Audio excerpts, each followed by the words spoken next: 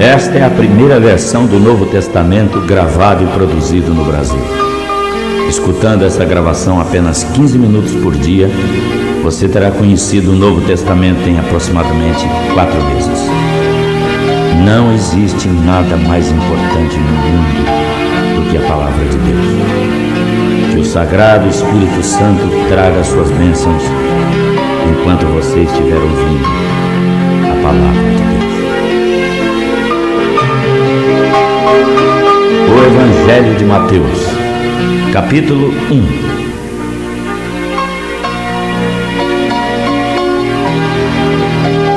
Esta é a lista dos antepassados de Jesus Cristo, descendente de Davi, que era descendente de Abraão. Abraão foi pai de Isaque, Isaque foi pai de Jacó, e Jacó foi pai de Judá e dos seus irmãos. Judá foi pai de Pérez e de Zera, e a mãe deles foi Tamar. Pérez foi pai de Esrom, que foi pai de Arão. Arão foi pai de Aminadab, que foi pai de Nazon, que foi pai de Salmão. Salmão foi pai de Boaz, e a sua mãe foi Raabe. Boaz foi pai de Obed, e a sua mãe foi Rude. Obed foi pai de Jessé, que foi pai do rei Davi. Davi e a mulher que tinha sido esposa de Urias foram os pais de Salomão. Salomão foi pai de Roboão, que foi pai de Abias, que foi pai de Asa. Asa foi pai de Josafá, que foi pai de Jorão, que foi pai de Uzias. E Uzias foi pai de Jotão, que foi pai de Acás, que foi pai de Ezequias. Ezequias foi pai de Manassés, que foi pai de Amon, que foi pai de Josias. Josias foi pai de Jeconias e dos seus irmãos, no tempo em que os israelitas foram levados como prisioneiros para a Babilônia. Depois que o povo foi levado para a Babilônia, Jeconias foi pai de Salatiel, que foi pai de Zorobabel. Zorobabel foi pai de Abiúde, que foi pai de Eliaquim, que foi pai de Azor. Azor foi pai de Sadoque, que foi pai de Aquim, que foi pai de Eliúde. Eliúde foi pai de Eleazar, que foi pai de Matã, que foi pai de Jacó. Jacó foi pai de José, marido de Maria, e ela foi a mãe de Jesus, chamado o Messias. Assim as gerações desde Abraão até Davi foram 14, e 14 desde Davi até que os israelitas foram levados para a Babilônia. Daí até o nascimento do Messias também foram 14 gerações. O nascimento de Jesus Cristo. O nascimento de Jesus Cristo foi assim. Maria, sua mãe, ia se casar com José, mas antes do casamento ela ficou grávida pelo Espírito Santo. José, com quem Maria ia se casar, era um homem que sempre agia com honestidade. Ele não queria difamar Maria e por isso resolveu desmanchar o contrato de casamento sem ninguém saber. Enquanto pensava nisso, um anjo do Senhor apareceu e ele num sonho disse: José é descendente de Davi. Não tenha medo de receber Maria como sua esposa. Ela está grávida pelo Espírito Santo e terá um menino. E você lhe dará o nome de Jesus, pois ele salvará o seu povo dos pecados deles. Tudo isso aconteceu para se cumprir o que o Senhor tinha dito pelo profeta. A virgem ficará grávida e terá um filho que receberá o nome de Emanuel. Emanuel quer dizer Deus está conosco. Quando José acordou, fez o que o anjo do Senhor havia mandado e casou com Maria. Porém não teve relações com ela até que ela deu à luz a seu filho. E José pôs no menino o nome de Jesus. Capítulo 2. Jesus nasceu na cidade de Belém, na região da Judéia, quando Herodes era rei da terra de Israel. Nesse tempo, alguns homens que estudavam as estrelas vieram do Oriente a Jerusalém e perguntaram: onde está o menino que nasceu para ser o rei dos judeus? Nós vimos a sua estrela no Oriente e viemos adorá-lo. Quando o rei Herodes soube disso, ficou muito preocupado e todo o povo de Jerusalém também. Ele reuniu os chefes dos sacerdotes e os professores da lei e perguntou onde devia nascer o Messias. Eles responderam: na cidade de Belém, na região da Judéia, pois foi isto que o profeta escreveu. Você, Belém, que fica na terra de Judá, de modo nenhum é a menor entre as principais cidades de Judá. pois de você sairá o líder que guiará o meu povo de Israel. Então Herodes chamou os visitantes do Oriente para uma reunião secreta e perguntou qual o tempo exato em que a estrela havia aparecido. Depois os mandou a Belém com a seguinte ordem: vão e procurem informações bem certas sobre o menino, e quando o encontrarem me avisem, para eu também ir adorá-lo. Depois de receberem as ordens do rei, os visitantes foram embora. No caminho viram a estrela, a mesma que tinham visto no Oriente. Ela foi adiante deles e parou acima do lugar onde o menino estava. Eles ficaram muito felizes e contentes quando viram a estrela. Entraram na casa e encontraram o menino com Maria, a sua mãe. Então se ajoelharam diante dele e o adoraram. Depois abriram as suas caixas e lhe ofereceram presentes: ouro, incenso e mirra. E num sonho Deus avisou os visitantes do Oriente para não voltarem ao lugar onde Herodes estava. Por isso eles voltaram para sua terra por outro caminho: a fuga para o Egito. Depois que os visitantes foram embora, um anjo do Senhor apareceu a José num sonho e disse: levante-se, pegue a criança e a sua mãe e fuja para o Egito. Fiquem lá até eu avisar, porque Herodes está procurando a criança para matá-la. Então José se levantou, pegou a criança e a sua mãe e fugiu à noite para o Egito. E eles ficaram lá até a morte de Herodes. Isso aconteceu para se cumprir o que o Senhor tinha dito pelo profeta: eu chamei o meu filho que estava na terra do Egito. A matança das crianças. Quando Herodes viu que os visitantes do Oriente o haviam enganado, ficou com muita raiva e mandou matar todos os meninos de menos de 2 anos, em Belém e nas vizinhanças. Ele fez isso de acordo com a informação que havia recebido sobre o tempo em que a estrela havia aparecido. Assim aconteceu o que o profeta Jeremias tinha dito: ouviu-se um som em Ramá, o som de um choro amargo. Era Raquel chorando pelos seus filhos. Ela não quis ser consolada, pois todos estavam mortos. A volta do Egito. Depois da morte de Herodes, um anjo do Senhor apareceu num sonho a José no Egito e disse: levante-se, pegue a criança e a sua mãe e volte para a terra de Israel, pois os que queriam matar o menino já morreram. Então José se levantou, pegou a criança e a sua mãe e voltou para a terra de Israel. Aí soube que Arquelau, filho de Herodes, estava governando a Judéia no lugar do seu pai, e por isso teve medo de ir morar lá. Depois de receber num sonho mais instruções, José foi para a região da Galiléia e ficou morando numa cidade chamada Nazaré. Isso aconteceu para se cumprir o que os profetas tinham dito: ele será chamado de Nazareno. Capítulo 3. Naquele tempo, João Batista foi para o deserto da Judéia e começou a pregar, dizendo: arrependam-se dos seus pecados, porque o reino do céu está perto.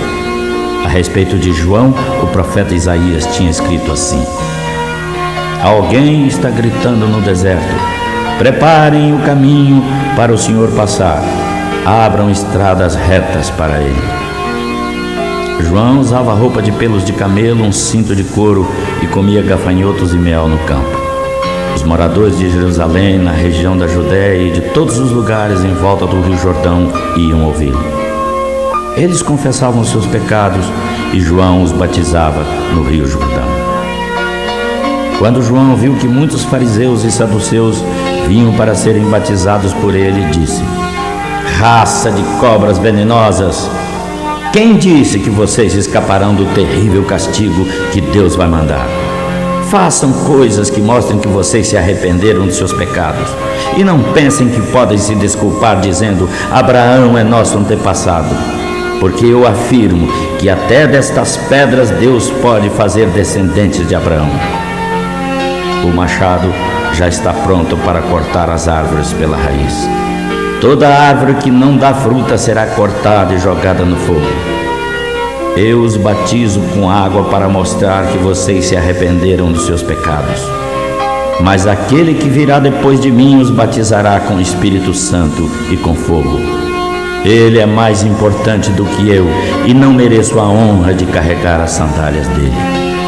Com a pá que tem na mão, ele vai separar o trigo da palha, ajuntará o trigo no seu depósito, porém queimará a palha no fogo que nunca se apaga. O batismo de Jesus. Naqueles dias, Jesus foi da Galiléia até o Rio Jordão a fim de ser batizado por João Batista. Mas João tentou convencê-lo a mudar de ideia, dizendo assim: eu é que preciso ser batizado por você, e você está querendo que eu o batize? Mas Jesus respondeu: por enquanto deixe que seja assim, pois assim faremos tudo o que Deus quer. E João concordou. Logo que foi batizado, Jesus saiu da água. Então o céu se abriu, e Jesus viu o Espírito de Deus descendo como uma pomba e pousando sobre ele. E do céu veio uma voz que disse: este é o meu filho querido, que me dá muita alegria. Capítulo 4. A tentação de Jesus. Então o Espírito Santo levou Jesus no deserto para ser tentado pelo diabo. E depois de passar 40 dias e 40 noites sem comer, Jesus estava com fome. Então o diabo chegou perto dele e disse: se você é filho de Deus, mande que essas pedras virem pão. Jesus respondeu: as Escrituras Sagradas afirmam que o ser humano não vive só de pão, mas vive de tudo que Deus diz. Em seguida, o diabo levou Jesus até Jerusalém, a cidade santa, e o colocou na parte mais alta do templo, e então disse: se você é filho de Deus, jogue-se daqui de cima, pois as Escrituras Sagradas dizem: Deus mandará que os seus anjos cuidem de você. Eles vão segurá-lo com as suas mãos, para que nem mesmo seus pés sejam feridos nas pedras. Jesus respondeu: mas as Escrituras Sagradas também dizem: não ponha à prova o Senhor, o seu Deus. Depois o diabo levou Jesus para um monte muito alto, mostrou-lhe todos os reinos do mundo e as suas grandezas e disse: eu lhe darei tudo isso se você se ajoelhar e me adorar. Jesus respondeu: vá embora, Satanás. As Escrituras Sagradas afirmam: adore o Senhor, o seu Deus, e sirva somente a Ele. Então o diabo deixou, e os anjos vieram e cuidaram de Jesus. Jesus começa o seu trabalho na Galiléia. Quando Jesus soube que João tinha sido preso, foi para a região da Galiléia. Não ficou em Nazaré, mas foi morar na cidade de Cafarnaum, perto do lago da Galiléia, na região de Zebulon e Naftali. Isso aconteceu para se cumprir o que o profeta Isaías tinha dito: terra de Zebulon e de Naftali, na direção do mar, no outro lado do rio Jordão, Galiléia, onde moram os pagãos. O povo que vive na escuridão verá uma forte luz, e a luz brilhará sobre os que vivem na região escura da morte. Daí em diante, Jesus começou a anunciar a sua mensagem. Ele dizia: arrependam-se dos seus pecados, porque o reino do céu está perto. Jesus chama 4 pescadores. Quando Jesus andava pela beira do lago da Galiléia, viu 2 irmãos que eram pescadores, Simão, também chamado de Pedro, e André. Eles estavam pescando no lago com redes. Jesus disse: venham comigo, que eu ensinarei vocês a pescar gente. Então eles largaram logo as redes e foram com Jesus. Um pouco mais adiante ele viu outros 2 irmãos, Tiago e João, filhos de Zebedeu. Eles estavam no barco com o pai e consertavam as redes. Jesus os chamou, e eles no mesmo instante deixaram o pai e o barco e o seguiram. Jesus ensina e cura muita gente. Jesus andou por toda a Galiléia ensinando nas casas de oração, anunciando a boa notícia do reino de Deus e curando as doenças e sofrimentos do povo. As notícias a respeito dele se espalharam por toda a região da Síria. Por isso o povo levava a Jesus pessoas que sofriam de várias doenças e de todos os tipos de males, isto é, pessoas dominadas por demônios, epiléticos e paralíticos, e ele curava todos. Grandes multidões o seguiam. Eram gente da Galiléia, das 10 cidades de Jerusalém, da Judéia e das regiões que ficavam do outro lado do Rio Jordão. Capítulo 5. O Sermão do Monte. Quando Jesus viu a grande multidão, subiu um monte e sentou-se. Os seus discípulos chegaram perto dele e ele começou a ensiná-los, dizendo assim: Felizes os que sabem que são espiritualmente pobres, pois o reino do céu é deles. Felizes os que choram, pois Deus os consolará. Felizes os humildes, pois receberão o que Deus tem prometido. Felizes os que têm fome e sede de fazer a vontade de Deus, pois Ele os deixará completamente satisfeitos. Felizes os que têm misericórdia dos outros, pois Deus terá misericórdia deles também. Felizes os que têm o coração puro, pois eles verão a Deus. Felizes os que trabalham pela paz entre as pessoas, pois Deus os tratará como seus filhos. Felizes os que sofrem perseguição por fazerem a vontade de Deus, pois o reino do céu é deles. Felizes são vocês quando os insultam, perseguem e dizem todo tipo de calúnia contra vocês por serem meus seguidores.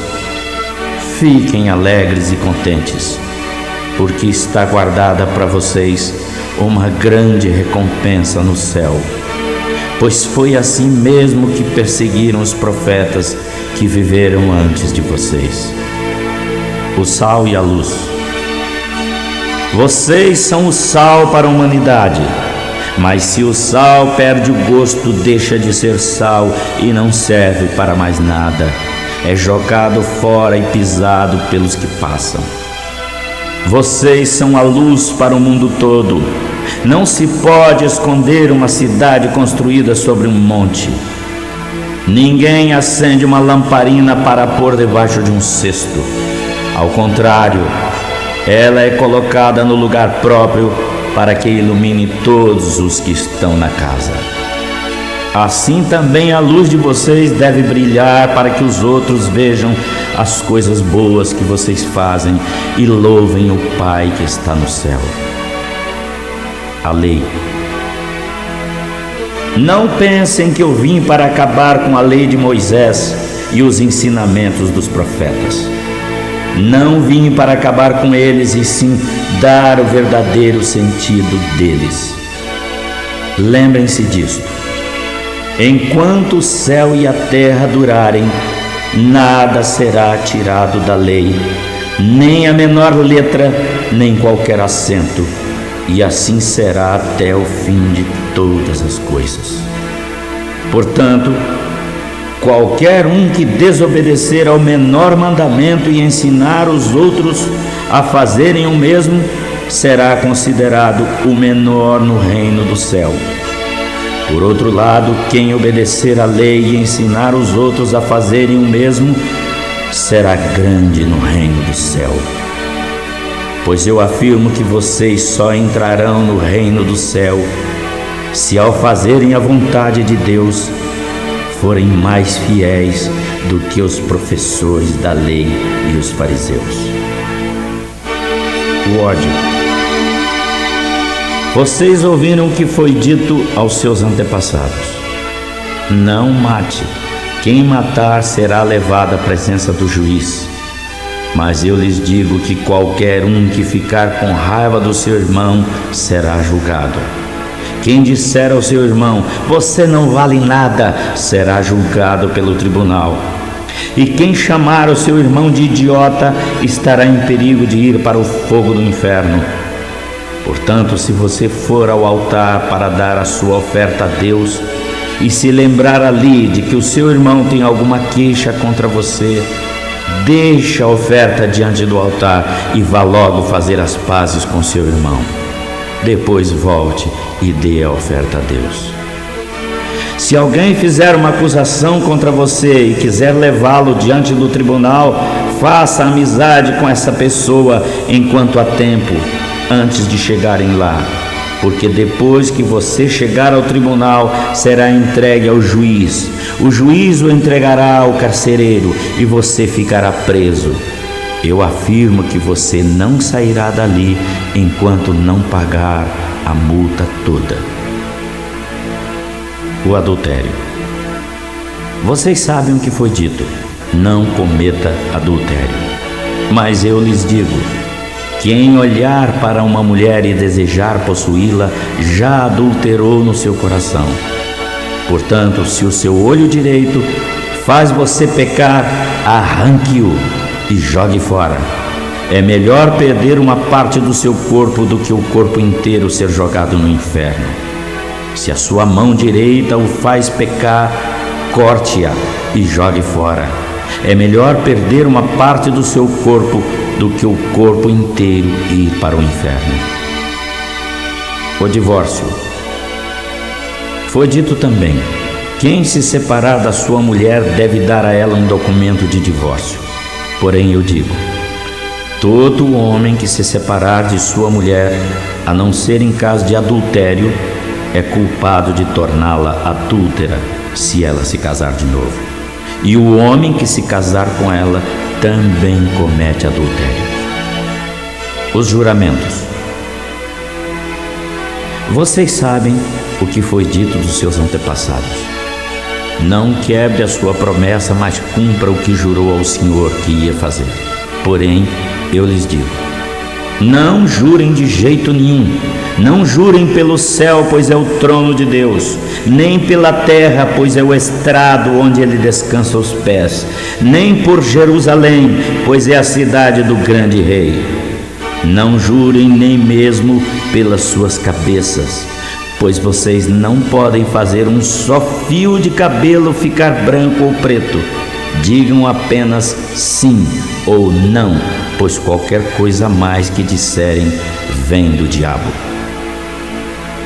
A vingança. Vocês ouviram o que foi dito: olho por olho, dente por dente. Eu, porém, lhes digo: não se vinguem dos que lhes fazem mal. Se alguém lhe der um tapa na cara, vire o outro lado para ele bater também. Se processarem você para tomar a sua túnica, deixem que leve também a capa. Se um dos soldados estrangeiros forçá-lo a carregar uma carga 1 quilômetro, carregue-a 2 quilômetros. Se alguém lhe pedir alguma coisa, dê e empreste a quem lhe pedir emprestado. Amar os inimigos. Vocês sabem o que foi dito: ame os seus inimigos e odeie os seus inimigos. Mas eu lhes digo: amem os seus inimigos e orem pelos que perseguem vocês, para que vocês se tornem filhos do Pai que está no céu. Porque Ele faz o sol brilhar sobre os bons e os maus, e dá a chuva tanto aos que fazem o bem como aos que fazem o mal. Se vocês amam somente aqueles que os amam, por que esperam alguma recompensa de Deus? Até os cobradores de impostos amam aqueles que os amam. Se vocês falam somente com seus amigos, o que é que fazem demais? Até os pagãos fazem isso. Portanto, sejam perfeitos em amor, assim como é perfeito o Pai de vocês que está no céu. Capítulo 6. A caridade. Cuidado, não pratiquem os seus deveres religiosos em público a fim de serem vistos pelos outros. Se vocês os praticarem assim, não receberão nenhuma recompensa do Pai que está no céu. Quando você der alguma coisa a um necessitado, não fique contando o que fez, como os hipócritas fazem nas casas de oração e nas ruas. Eles fazem isso para serem elogiados. Lembrem-se disso. Eles já receberam toda a recompensa. Mas você, quando ajudar algum necessitado, faça isso de tal modo que nem mesmo seu amigo mais íntimo saiba o que você fez. Isso deve ficar em segredo, e o seu Pai, que vê o que você faz em segredo, lhe dará a recompensa. Quando vocês orarem, não sejam como os hipócritas. Eles gostam de orar de pé nas casas de oração e nas esquinas das ruas, para serem vistos por todos. Lembrem-se disto. Eles já receberam toda a recompensa. Porém, quando você orar, vá para o seu quarto, feche a porta e ore ao seu Pai, que não pode ser visto. E o seu Pai, que vê o que você faz em segredo, lhe dará a recompensa. Nas suas orações, não fiquem repetindo o que já disseram, como fazem os pagãos. Eles pensam que Deus os ouvirá porque fazem orações compridas. Não sejam como eles, pois o Pai já sabe o que vocês precisam antes de pedirem. Portanto, orem assim: Pai nosso que estás no céu, que todos reconheçam que o teu nome é santo. Venha o teu reino, que a tua vontade seja feita aqui na terra como é feita no céu. Dá-nos hoje o alimento que precisamos. Perdoa as nossas ofensas, como também nós perdoamos os que nos ofenderam. E não nos deixes cair em tentação, mas livra-nos do mal. Porque se perdoarem as ofensas dos outros contra vocês, o Pai que está no céu também perdoará vocês. Mas se não perdoarem os outros, o Pai também não perdoará as ofensas de vocês. O jejum. Quando vocês jejuarem, não façam uma cara triste como os hipócritas, pois eles fazem assim para todos saberem que estão jejuando. Lembrem-se disto. Eles já receberam toda a recompensa. Quando você jejuar, lave o rosto e penteie o cabelo, para os outros não saberem que você está jejuando. E somente o Pai, que não pode ser visto, saberá que você está jejuando. E Ele, que vê o que você faz em segredo, lhe dará a recompensa. A verdadeira riqueza. Não ajuntem riquezas neste mundo, onde as traças e a ferrugem destroem, e onde os ladrões arrombam e roubam. Ao contrário, ajuntem riquezas no céu, onde as traças e a ferrugem não podem destruí-las, e os ladrões não podem arrombar e roubá-las. Pois onde estiverem as suas riquezas, aí estará o coração de vocês. A luz do corpo. Os olhos são como uma luz para o corpo. Se os seus olhos forem bons, o seu corpo todo estará na luz. Mas se os seus olhos forem maus, o seu corpo todo ficará na escuridão. Assim, se a luz que você tem se transformar em escuridão, como será terrível essa escuridão. Deus e as riquezas. Um escravo não pode servir dois donos ao mesmo tempo, pois detestará um e gostará do outro, ou será fiel a um e desprezará o outro. Vocês não podem servir a Deus e também servir ao dinheiro. Por isso eu digo a vocês: não se preocupem com a comida, com a bebida que precisam para viverem, nem com a roupa que precisam para vestirem. Afinal, será que a vida não é mais importante do que a comida? E será que o corpo não é mais importante do que as roupas? Vejam os passarinhos que voam por aí. Eles não semeiam, não colhem, nem ajuntam em depósitos. No entanto, o Pai que está no céu dá de comer a eles. Será que vocês não valem muito mais do que os passarinhos? Nenhum de vocês pode viver alguns anos mais por se preocupar com isso. E por que vocês estão preocupados com as roupas? Vejam como crescem as flores no campo. Elas não trabalham nem fazem roupas para si mesmas. Mas eu afirmo que nem mesmo Salomão, sendo tão rico, usava roupas tão bonitas como essas flores. É Deus quem veste a erva do campo, que hoje floresce e amanhã desaparece queimada no forno. Então é claro que Deus vestirá também vocês, que têm uma fé tão pequena. Portanto, não fiquem preocupados dizendo: onde é que eu vou arranjar comida, bebida e roupas? Os pagãos estão sempre procurando essas coisas. O Pai de vocês que está no céu sabe que vocês precisam de tudo isso. Portanto, ponham em primeiro lugar nas suas vidas o reino de Deus e aquilo que Deus quer, e Ele lhes dará todas as outras coisas. Por isso, não fiquem preocupados com o dia de amanhã, pois o dia de amanhã trará suas próprias preocupações. Para cada dia bastam as suas próprias dificuldades. Capítulo 7. O hábito de julgar os outros. Não julguem os outros para não serem julgados por Deus, porque Deus os julgará do mesmo modo que vocês julgarem os outros, e usará com vocês a mesma regra que usarem com os outros. Por que é que você olha o cisco que está no olho do seu irmão e não vê o pedaço de madeira que está no seu próprio olho? Como pode dizer ao seu irmão: deixe-me tirar esse cisco do seu olho, quando você tem um pedaço de madeira no seu próprio olho? Hipócrita! Tire primeiro o pedaço de madeira que está no seu olho, e então poderá ver bem para tirar o cisco que está no olho do seu irmão. Não deem aos cães o que é sagrado, pois eles se voltarão contra vocês e os atacarão. Não joguem as suas pérolas aos porcos, pois eles vão pisá-las. A bondade de Deus. Peçam e receberão. Procurem e acharão. Batam e a porta se abrirá.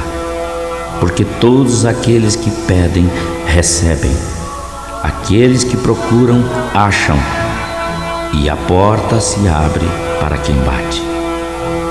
Por acaso algum de vocês que é pai será capaz de dar uma pedra ao filho que pedir pão? Ou lhe dará uma cobra quando ele pedir peixe? Vocês, mesmo sendo maus, sabem dar coisas boas aos seus filhos.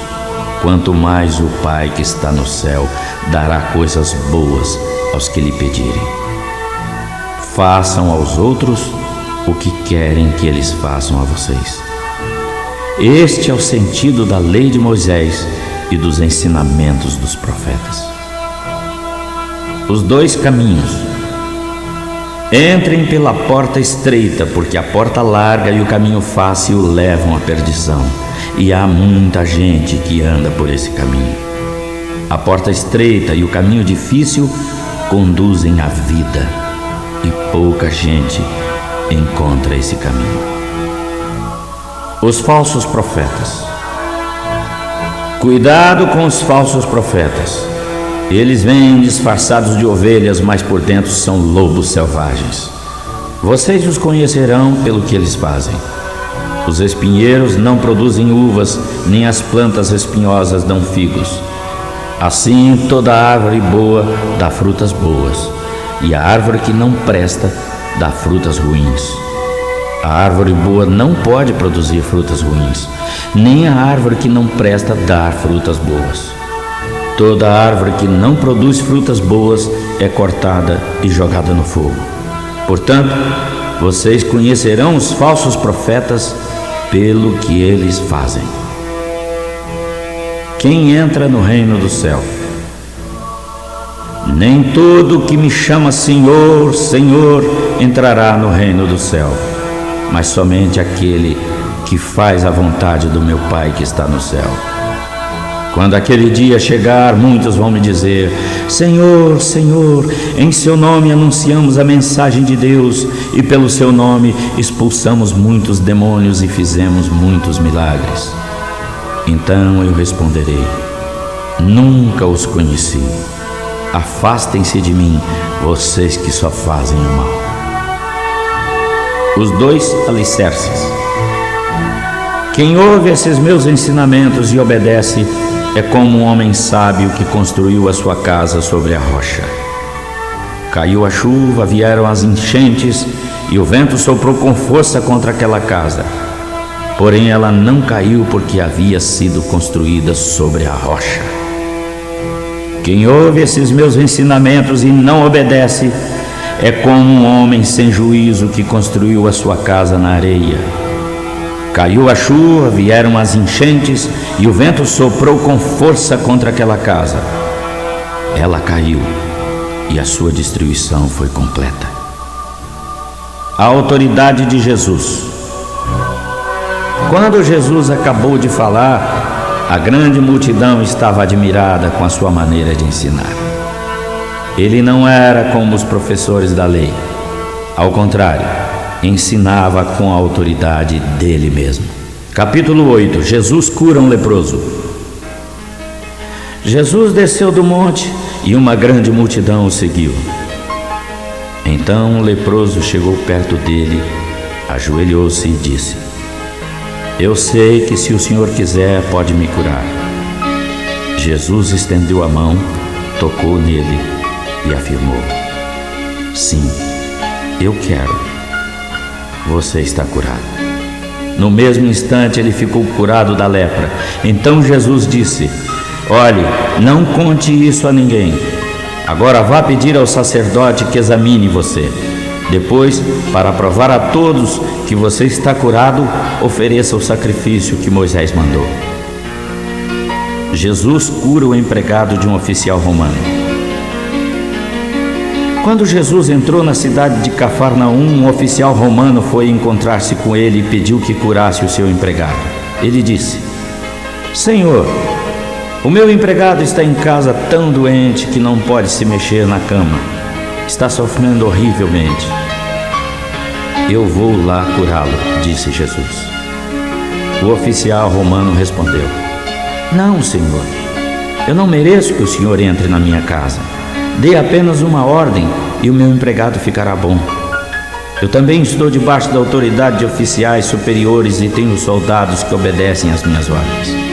Digo a um: vá, e ele vai. Digo ao outro: venha, e ele vem. E digo também ao meu empregado: faça isso, e ele faz. Quando Jesus ouviu isso, ficou muito admirado e disse aos que o seguiam: Eu afirmo a vocês que na verdade nunca vi tanta fé nem mesmo entre o povo de Israel.